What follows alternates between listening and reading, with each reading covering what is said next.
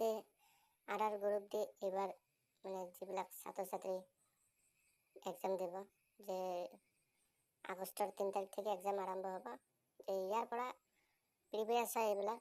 এইখন question paper previous 2025 হয়। ইয়াৰ পৰা তোমালোকে 80% কমন পাবা। যে পলম নকৰাকৈ ষ্টাৰ্ট কৰি দিওঁ। যে প্ৰথম কুৱেশ্যনটো কৈছে যে তীৰ্থস্কৰ শব্দটো নিম্নলিখিত কোনটোৰ সৈতে সম্পৰ্কিত আছে?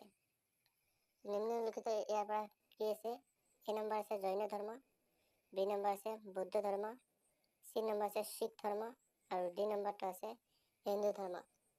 তো ইয়াৰ সঠিক এনচাৰটো হ'ব এ নম্বৰ, জৈন ধৰ্ম হ'ব। সঠিক এনচাৰ হ'ব জৈন ধৰ্ম। যে 2 নম্বৰটো আছে উত্তৰ পূব ভাৰতৰ কোনখন ৰাজ্য সীমা বাংলাদেশৰ সীমাৰ সৈতে সংলগ্ন হয়? কোনটো হয়? কোনটো নহয়? সেটা হয় যেটো আছে মণিপুৰ। ইয়াৰ এ নম্বৰটো আছে, ইয়াতে চাওক তোমালোকে মণিপুৰ বুলি আছে এ নম্বৰটো মণিপুৰ শুদ্ধ উত্তৰ হ'ব। 3 নম্বৰটো আছে নিম্নলিখিত বিকল্পসমূহৰ ভিতৰত অমিল শব্দটো হৈছে, অমিল শব্দটো কোনটো? যে ডি নম্বৰটো আছে যে এইটো, ইয়াৰ পৰা দেখা ডি নম্বৰটো ডিমাপুৰ, এইটো হ'ব।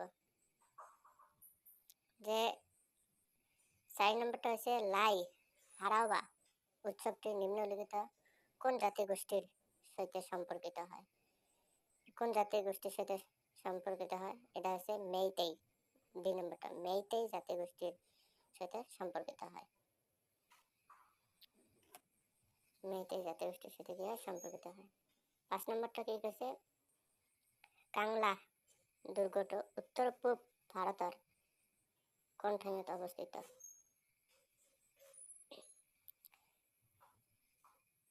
এটা কোন? এ নম্বর আছে আগরতলা, বি নম্বর আছে গ্যাংটক, সি নম্বরটা আছে ইটানগর আর ডি নম্বর আছে ইম্ফল।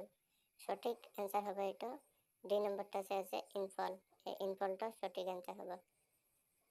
নিম্নলিখিত সমূহৰ কোনটো 6 নম্বৰটা পাইছে? নিম্নলিখিত সমূহৰ কোনটো এক শুদ্ধ বিবৃতি নহয়? কোনটা এক শুদ্ধ বিবৃতি নহয়? এটা হচ্ছে ডি নম্বরটা। ভারতের সর্ববৃহৎ লুনিয়া হ্রদটি গুজরাটত অবস্থিত, এইটা হয় ইয়ার সঠিক অ্যান্সার। আৰু 7 নম্বৰটা হচ্ছে ভাৰতেৰ নিৰ্বাচন আয়োগৰ মতে ৰাষ্ট্ৰীয় দল ৰূপে স্বীকৃতি পাবৰ বাবে কোনো এক ৰাজনৈতিক দল কমেও কিমানখন ৰাজ্যত স্বীকৃত ৰাজনৈতিক দল হিচাপে গণ্য হ'ব লাগিব? কিমানখন দল? 4খন দল গণ্য হ'ব লাগিব। এইটো হবে শুদ্ধ উত্তর। 4খন দল কি হবে? গণ্য হ'ব লাগিব। 8 নম্বরটা কি কৈছে? নিম্নলিখিত ব্যক্তিসমূহৰ কোন গৰাকীয়ে কৈছে যে স্বৰাজ মোৰ জন্মগত অধিকাৰ আৰু মই ইয়াক লভিমেই? কোনে কৈছিল? 8 নম্বৰটো ইয়াত যেটা বি বুলি আছে যে বি নম্বৰ কি হৈছে? বি টা হ'ব শুদ্ধ এনচাৰ।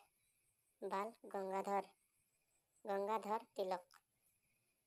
9 নম্বৰ কি কৈছে? যে কোন বৰ্ষত আকবৰ আৰু হিমুৰ মাজত পানিপথৰ দ্বিতীয় যুদ্ধ সংঘটিত হৈছিল? কোন চনত হৈছিল এটা? এটা হৈছিল 1556 চনত হৈছিল। সি নম্বৰটো।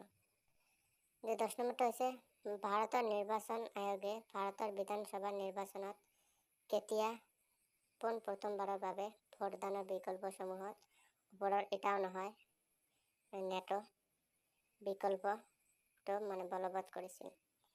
কোনটোত কি কৰিছিল? 10 নম্বৰ যেটা বি নম্বৰটা আছে যে বি নম্বৰ নভেম্বৰ মানে 2013 সনত 2013 নভেম্বৰ মাহত আৰ কি। যে আন্তঃৰাষ্ট্ৰীয় ন্যায়ালয়ৰ মুখ্য কাৰ্যালয়টো কোন ঠাইত অৱস্থিত? এইটো তো তোমালোকে নিশ্চয় জানা কোন ঠাইত অৱস্থিত। এটা তোমালোকে মানে কমেণ্টত কৈ দিবা। এইটো খুব মানে বহুত সোজা হয়, তোমালোকে কৈ দিবা, এটা মই নকওঁ। যে 12 নম্বৰটো আছে ৰাওলাট আইনত নিম্নলিখিত সমূহৰ কোনটো পদক্ষেপ অন্তৰ্ভুক্ত আছিল?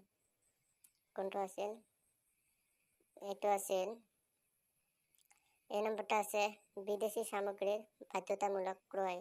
বি নম্বৰ আছে খাদী বস্ত্ৰ পৰিধানত সীমাবদ্ধতা। চি নম্বৰটা আছে বিচাৰ অবিহনে কাৰাবাস। ডি নম্বরটা হচ্ছে বিদেশ ভ্রমণ সীমাবদ্ধতা। ইয়ার সঠিক অ্যান্সারটা হবে সি নম্বর, যেটা সি নম্বর বিচার অবিহনে কারাবাস। এটা হবে ইয়ার 12 সঠিক উত্তর। যে 13 নম্বরটা কি কৈছে, ভাৰতৰ উচ্চতম ন্যায়ালয়ে কোন বৰ্ষত প্ৰথম গৰাকী মহিলা ন্যায়াধীশক নিযুক্তি দিছিল আৰু কাক নিযুক্তি প্ৰদান কৰিছিল? এটা হৈছে 1989 চনত ফাতেমা বিবিক সেটা মানে কি করছিল, নিযুক্তি প্রদান করেছিল। তো আজকের ক্লাসটা এইটুকু হ'ব। তোমালোকে যদি এই ভিডিঅ' চাওঁ তাৰ নেক্সট ভিডিঅ' মই বনাই দিম, আৰু চেনেলটো ছাবস্ক্ৰাইব কৰি দিবা যাতে মই যেতিয়া নেক্সট ভিডিঅ' আপলোড কৰিম তোমালোকৰ ওচৰত যাতে নটিফিকেশ্যন যায়। আৰু তোমালোকে হয়তো জানা যে যিবিলাক নতুন চেনেল খুলি দিয়েছি সেইবিলাক কিন্তু প্ৰিভিয়াছ কোৱেশ্চন মানে তেওঁলোকে সলভ কৰি দিয়ে। তো ইয়াৰ পৰা তোমালোকে 100% গ্যাৰাণ্টি কিন্তু 80% কমন পাবা। তো তেওঁলোকক ছাপোৰ্ট কৰিবা, তোমালোকৰ উপকাৰ হ'ব।